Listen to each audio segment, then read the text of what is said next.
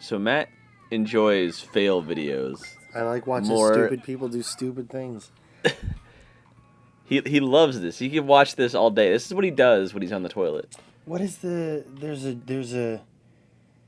there's a German word for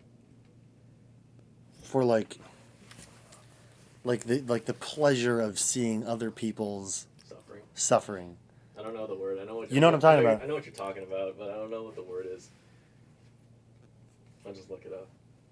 I'm so distracted by Ryan's glasses right now. He has the coolest glasses in the world. Mm-hmm. Yeah. I've gotten a lot of salaryman comments. Salaryman? Yeah.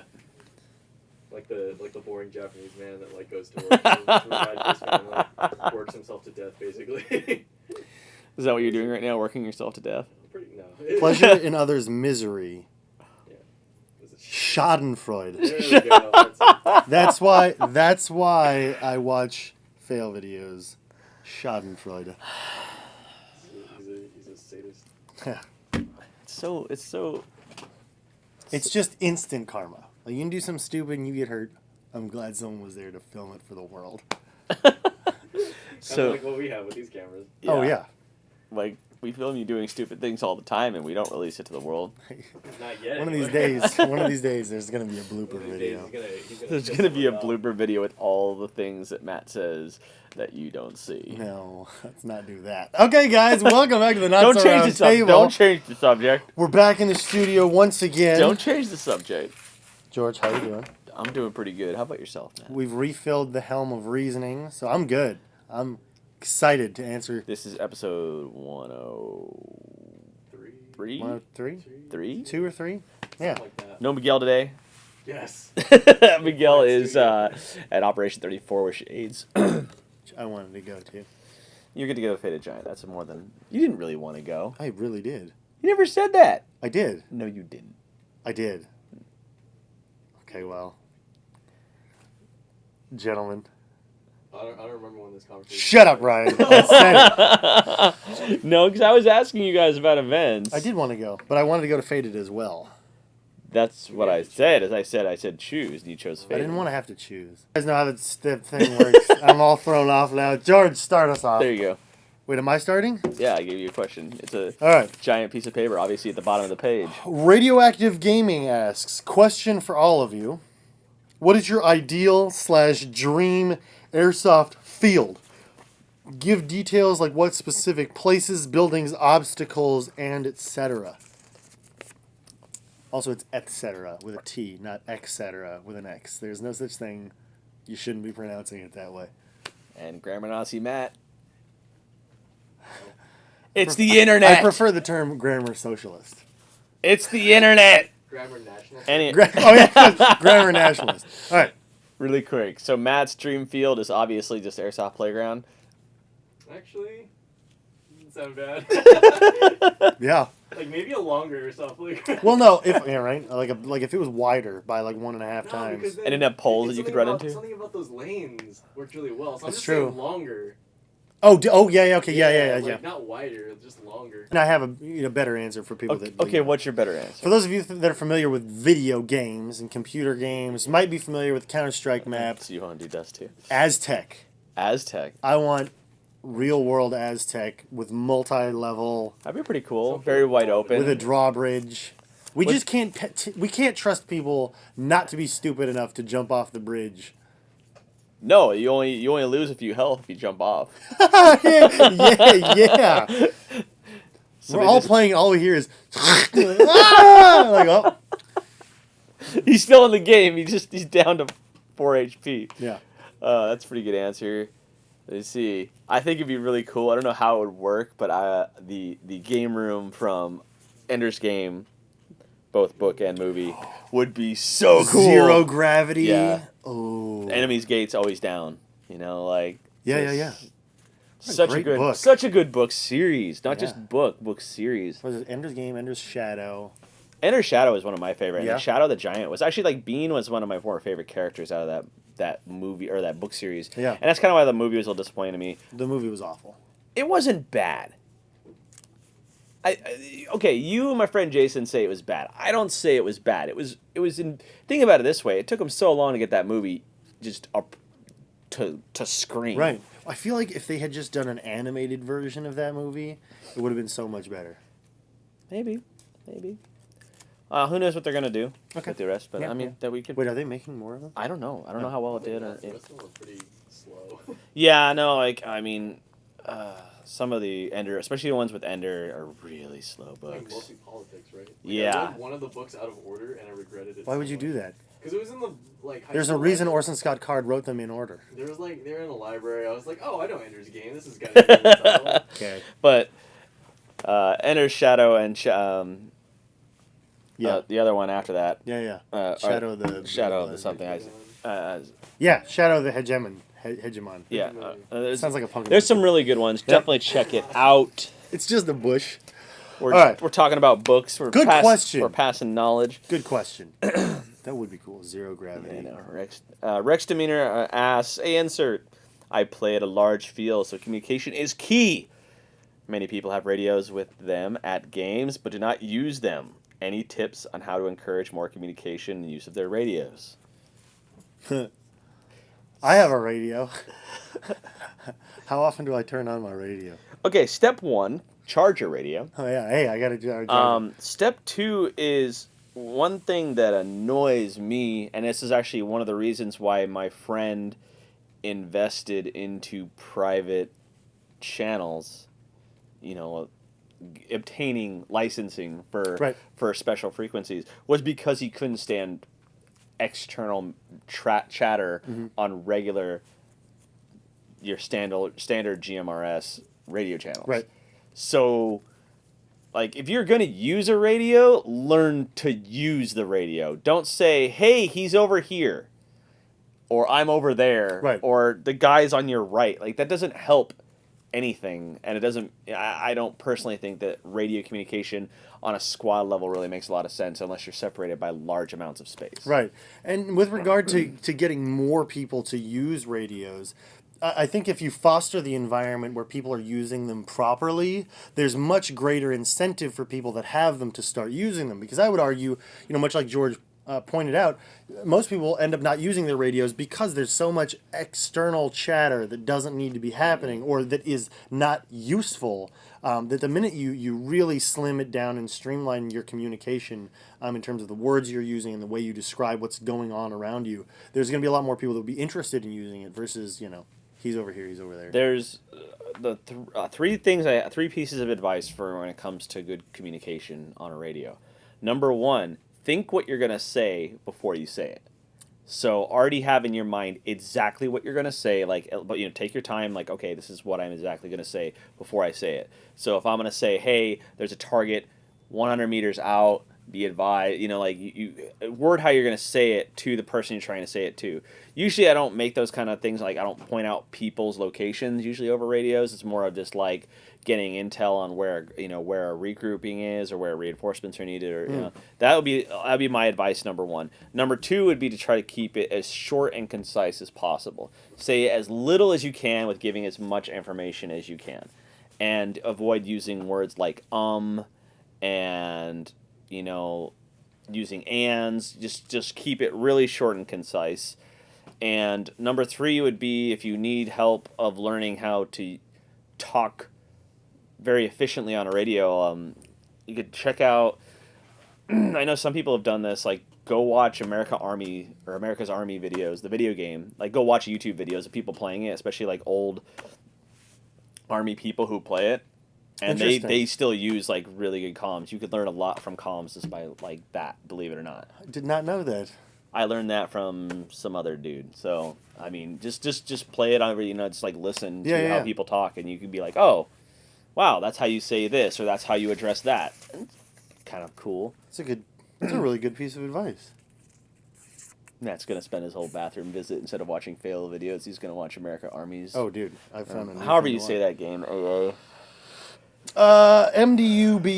MDub Airsoft asks, Dear Insert, have you guys ever thought about coming up to Canada for a MilSim event like the Nightfall series? I have never thought about it, honestly. But that doesn't mean that we wouldn't go. Canada sounds cool. Canada's a nice country. Yeah. I don't know how, we'd have to Everybody we've met so far has been really cool that came from there, so Yeah. why not go to where the cool people are? Yeah. No, I mean, the Canadian airsoft scene is pretty cool, and a lot of very friendly people come out of it, and, you know, stuff. Like Robo with his wonderful... As long as we don't get up there and every one of you people has night vision, we're cool. Next question! Come on, George. Move us along. Move along out of this awkward... Come on, George. Hit us with a good one. Quickly. Oh, man. Are you just... It's too late now. It's too late. Austin Buckhorn asks, Dear Insert, if you guys could play with any military vehicle, which one would it be and why? Obviously. So it's a military vehicle that we have. Well, we have a Humvee, but that doesn't really count anymore. Okay. I got one. Go. I would love to play with, in, and around a Chenoweth FAV.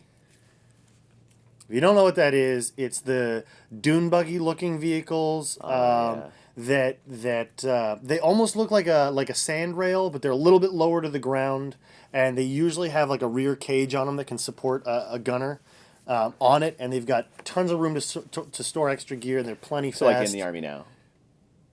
Yeah. Okay. Yeah. Okay. That's what I would do. I think the new, I mean, let's face it, it's got to be a tank. So, I mean, I would go with an M1 Abrams. Very fast, you know. Yeah. I don't have to, you know, just very fast, very fun, very durable, and then you just, you know, blow up everybody. I'm a fan of that. This is an airsoft game. Hey, they said any vehicle, dude. It's true. They'll be like, oh, I want to play airsoft from an Apache. Like, That's not a vehicle. It is. yeah, it's a vehicle. They didn't say land vehicle. Yeah. That's true. Then we can get into all sorts of interesting... Yeah, let's play airsoft on a submarine without Thunderbees or thermos or anything loud. You're literally inside a soda can playing airsoft. All right. Playing in a submarine would not be very fun. No. Jackson Brown, not the singer, with an X. That's one of my favorites. Okay. I'm 5 foot and about 80 to 95 pounds. Well, you a small guy. Well, it might be a kid. Yeah, that's what I mean. Like it's tough to find vests that are that small. What's a good plate carrier? I don't know, Ryan. What's a good play carrier? He's not 80 to 95. Oh, no, he's For not. your information, How much do you weigh, Ryan? 145. Oh man. 140. What are you doing? What are you? I don't know. I have to Like, touch that. Condor MOPC. Oh, the MOPC, or I'd even say No, like the- the LBX 300S. Yeah, that's what the LBX 300S was So kind of like what are designed that for. One that's CPCs. Not The CPC? The CPC, where it's just the plate carrier and it doesn't have like a cummerbund. That's pretty tiny. The one's just I agree. buckle to I buckle. agree with what you said. I think the LBX 0300 is probably the way to go. Actually, the junior size Matrix vests. Those That's- two? Yeah. Good. The fit on the cummerbund on those is really good. They're much more affordable too. You know, And they're they come sub with little 100. pouches attached. Like, Yeah. it's And in pretty more sick. color options. I fit the junior size, so it's like a pretty wide range of people to fit. Yeah, the amount of jokes we could tell. I already made fun of him, Yeah. I have nothing. But Yeah. but he's got his glasses now, and he weighs 145 pounds. Ew. Are right. you a math whiz? no. On an art degree. You have an art degree, like 3 people in this room. Oh, that's another shit. Yes, you forget. I went to art school as well. I put up with it as well. I forgot Chris went to art school too. Yeah, that was the 3 he was referring No, I to. know, that's Okay. what I'm saying. Wasn't me. No. Yeah. Because you have a draft. You know, it's the what is it? Certificate of drafting or something like that? Or Okay, it's an AA. Okay. Even AA? like, AA of drafting. I don't know what they call I mean, it. I even think like having a bachelor's degree is kind of like sad.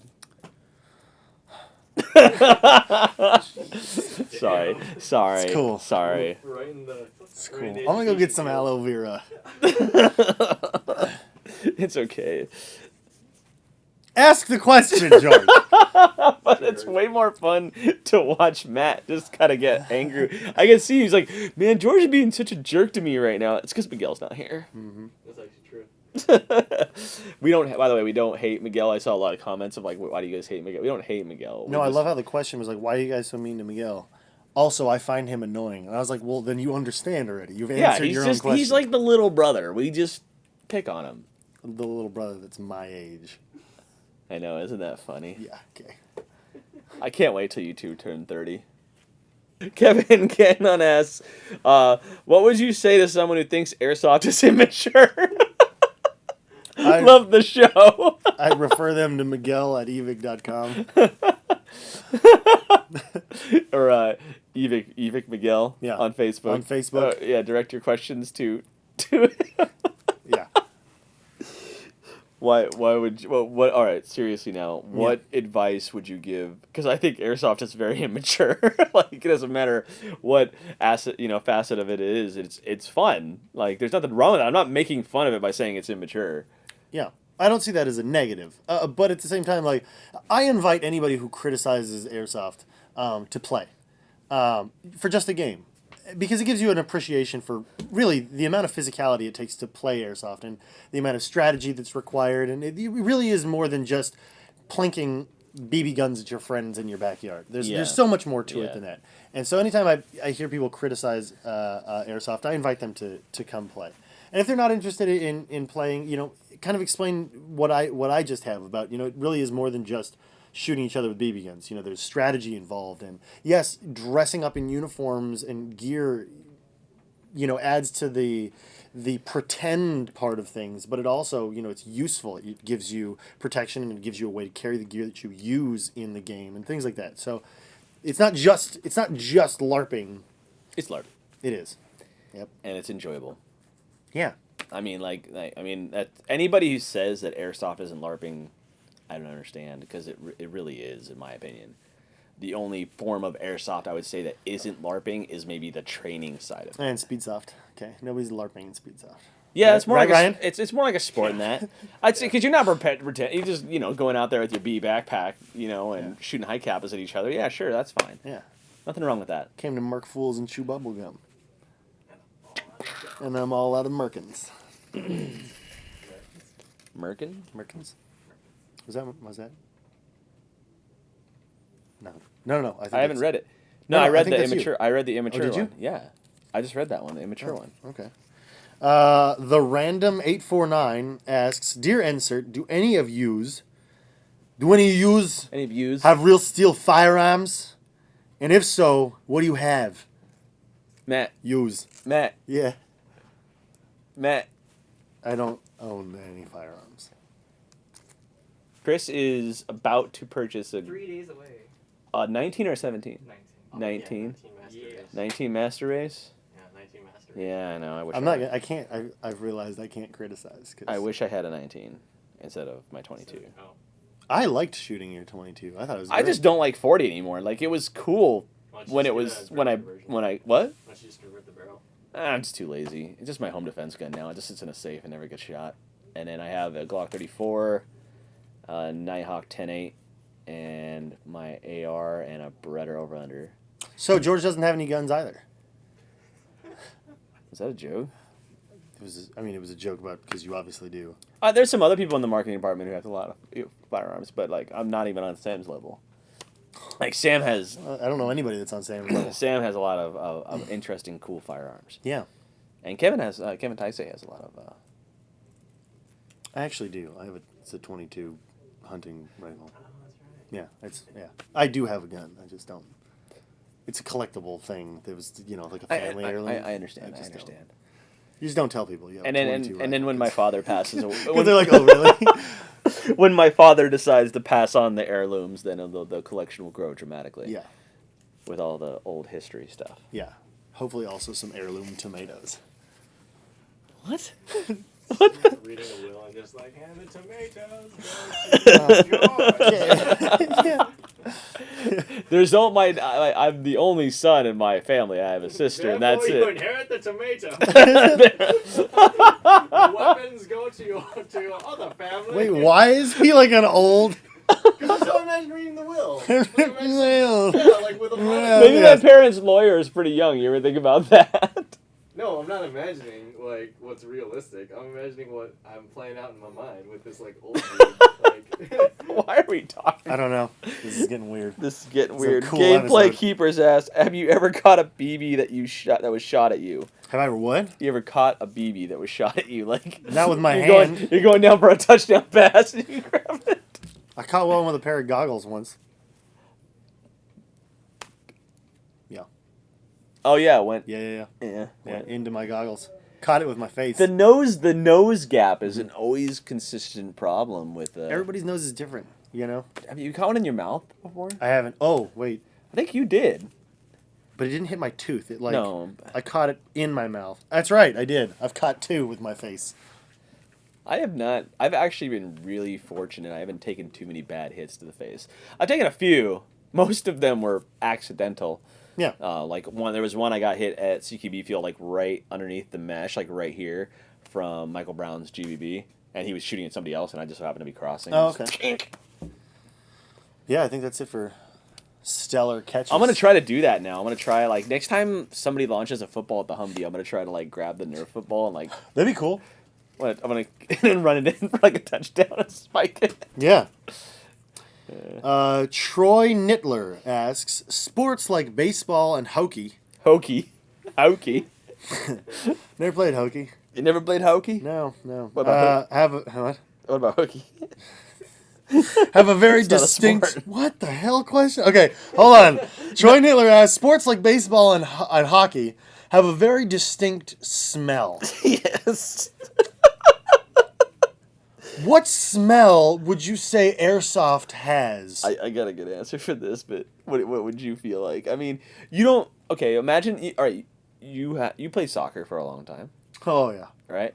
Okay, so soccer gear Has over a- time has a has a smell. smell. But the thing is, with soccer, most of the stuff you can wash. Absolutely. Hockey stuff and like some baseball stuff, like some of the padding, you can't wash. Right. So it builds up this really unique, horrible Yeah. smell. Mm-hmm. So what smell would you say that Airsoft? I think Airsoft is actually worse. Okay. So. I'm just imagining like the smell of like gloves Yes. that haven't. You know. I ruined a pair of gloves because I left them in a bag, like in a sealed bag for like months. Oh. And like, Was it sour? I basically like opened up, I'm like, oh my, and I just threw it in the trash. I was just like, I'll just Yeah. buy a new pair because, oh, that was horrible. That's why I say that Airsoft smells worse than hockey equipment. It's got like a sour funk to it. I think it comes with the combination because A, you're playing outside in different environments. You're getting sweaty. Right. And then sometimes you're playing in humidity. And if you play at a lot of outdoor ops like we do, there's a combination of sunscreen spray, Smoke grenades. smoke grenades, and bug spray Yeah. that amalgamate. Into this lovely contraction. And that's why, like, the first thing when I get home is usually emptying out my gear and at least airing it out. Yeah, Yeah, and then get stuff in the washing machine that needs to go to the washing machine. And which really is just BDUs. Your vest, if you have wicking fabric, your vest, I get Febreze it. Febreze it, or you could do rubbing alcohol with a little spray bottle. Works pretty well, according to Tom Harris. Oh, This was Thanks, on, Tom. This was on Insert, like when Tom was on Insert. dude, that was so long ago. I know, because he disappeared. He did. We miss you, Tom. Yeah, we missed the Airsoft end. Why don't you do one more question for this episode? We Okay. We got to end on a high versus. All right, smelling here we go. things. Here we go. You know what we should do? We should do a smell test of hockey Final- gear. Oh, hockey no. gear versus Airsoft versus. Okay, final question Let's of the episode. do this. If you want to see this smell comparison, I will bring in my hockey bag after a game. We'll bring in an Airsoft stuff after a game, and we'll compare them of what smells worse. Because I think hockey equipment smells pretty awful. I'm not participating. I didn't say you would. I Okay. just said that people would be interested. Jacob Holiday, with an A, asks, Insert, what is your opinion on Juggernauts incorporated into the gameplay? Cool for a note video. Not really cool, and I don't know. I don't think it's very fun. I've played those kind of games Yeah. before. I just don't think they're very fun. From both sides of the fence, for me as the player shooting at the Juggernaut, I feel like there's a lot of satisfaction that comes when you hit somebody and them calling their hits, you know? There's some satisfaction there, like, I did a good job, or, you know, like, Yeah. that was a good trade in terms of play. And you don't get that reward during a Juggernaut game. And then on the other side of things, as the Juggernaut, like I like getting shot. Like, I enjoy it. Do I want to be lit up? Yeah, but like they're usually armored up or something. Like that's the thing is what I'm referring to. It's not like they're taking the pain Right. and dishing out like using a minigun and just running around with a normal uniform. They're like wearing like extra armor and all this stuff. So it's just like, oh, they're not really like, yeah, sure, maybe that odd shot will like hit their arm in a weird way, but the majority of the shots are just hitting protected areas. Yeah. So I don't know if I really enjoy those games. I'm not really a fan of that. I'm not really a fan of anything being invulnerable in an airsoft game. Yeah. Well, that includes vehicles too. You know, like I would say that, you know, a lot of event promoters out there don't handle vehicles very well in terms of, Okay. you know, there's a few who do it really well, and then there's some that don't. You know, like I agree with the concept of like a vehicle just can't run around and just gun truck people all day and not get shot at. Right, absolutely. Yeah. Like the gunner should be able to get shot at. Well- The driver should be able to get shot at safely. You know, Right. and you can do these things. It's been proven you can. Well, and I think that's an important part of the whole gunner situation too. Is like if you want to get up on the gun, you have to be willing to be shot because you're getting this OP thing that gets to drive around and light people up, and you're going to complain. Yeah, if you don't have get to shot. walk. Like Yeah. you know, like You once don't- yeah. you get a lot more ammo. You have a lot more comfort. Yeah. You should have some type of. Right. You should not be able to just walk around and just Right. shoot people. Like that's just not. I don't think that's very fun. You know, Mm-hmm. to have people who are invulnerable because they're in a vehicle. Agreed. So, that's my thought. And you know, the argument would be, well, that's why you have AT to take it out and all this stuff. But not everybody has that, That's true. and it's very hard to find good solutions now. You Yeah. know. Yeah. So I kind of brought that up with the Juggernaut thing. I think it's kind of coincides a little bit Plus, because you that's know, how the way like old LC games used to be. I think they still are kind of to a degree. what Lion Claws games. Remember, like you used to not be able to shoot the gunners, you still can't. I don't think. which I don't understand. You know, to me personally, but you know, whatever. I mean, to each their own. You know, Teach their own. Yeah. if you don't want to get shot, don't get up on the gun truck. I think they get. I mean, regardless of if they're invulnerable or not, they still get shot. Yeah. Yeah, it just doesn't count. And the only time I think that it actually kind of works is an up armored vehicle, but that's very Sure. rare. You want to do one more, or we end it there? We ended it there. All right, With the guys, last thanks question. for tuning in to this episode of the Not So Round Table. See you next week Join us next week when George and I answer more questions from the Helm of Reasoning in the same shirts in the same shirts. with the same haircuts. Well, I can change the shirts. You could just take off your Evike one. All right, guys, we'll see you later.